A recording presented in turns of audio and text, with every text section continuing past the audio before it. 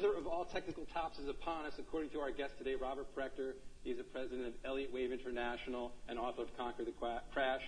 Bob, I think a lot of folks out there see you as a perma-bear. I know that's not true, but what is telling you right now that the end is upon us? There's so many things to say, I hardly know where to start. But one of the places to start is a year ago when we completed a beautiful 5-wave decline in the S&P and the Dow.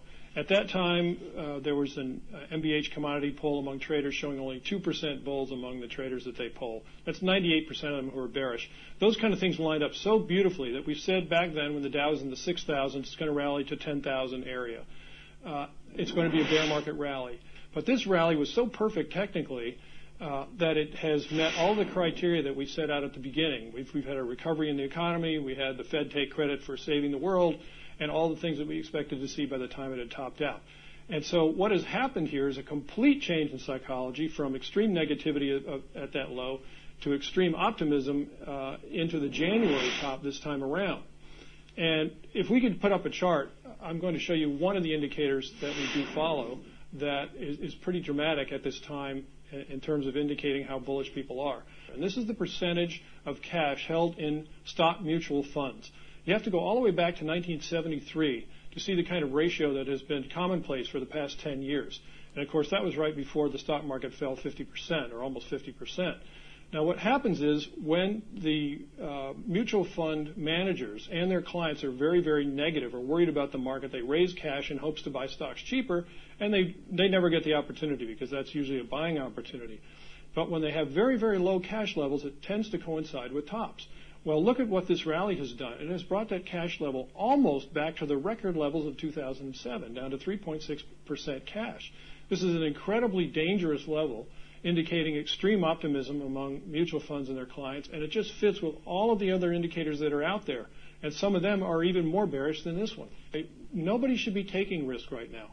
This is a time to be safe. Well, to that point, it seems like the individual investor is playing it very safe right now. Is it possible those mutual fund cash levels are so low because the individual has been a net seller of equity mutual funds? There's just they're not getting any cash to replenish once they buy stocks. All right. Well, that's a beautiful point from several different angles. But the one we're going to get to, and I've got a couple of charts on this one as well, is that the individual investor has been more or less abandoning stocks in the last year and a half in order to do what? He's decided that he wants to put his money in a safe place. So he's buying bond funds. And I think that is going from frying pan into the fire. They were owning the tech stocks back in early 2000 when they blew up.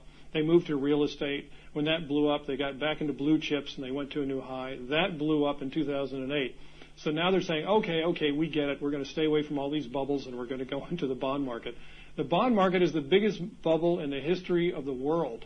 And for people to be buying municipal bonds, corporate bonds, mortgage debt, consumer debt, or anything else like that, which a lot of pension funds are doing, by the way, is going to get them into extreme danger in the next few years, because this is where, if anything collapses and surprises people, it's going to be in the area of debt. All right, so just quickly, given it's a grand super cycle top, sounds like we're just headed to hell in a handbasket.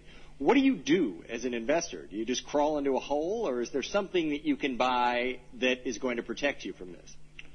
Well, the funny thing about it is if you try too hard, you're going to lose money. If you go to the beach, stick an umbrella in the sand, and enjoy yourself, while your money is very, very safe in cash and cash equivalents in very safe institutions, you'll be fine. Now, the whole second half of a book I wrote called Conquer the Crash in 2002 is all about how to get yourself safe from the deflationary wave that started finally in 2005 when the real estate market topped out.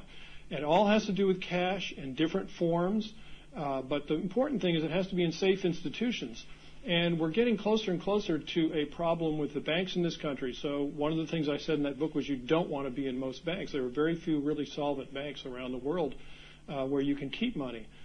So we can talk about that a little bit more probably near the end as well. But safety and cash are the place to be. Cash is king in my view right now.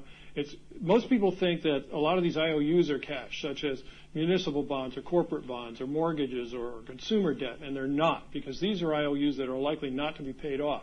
You need the closest thing to cash you can get. And that's a treasury bill? Well, actual cash is probably the closest. even though that itself is based on a debt. But Treasury bills are next. If there is going to be a rise in long-term interest rates, the short-term end will be climbing up that interest rate yield as we go, whereas the long end is going to be suffering from a price decline. So I see safety in those very, very short-term instruments only by the best governments around, and that does not include Spain and Greece, for example. All right, Bob, we should leave it there. Thanks very much.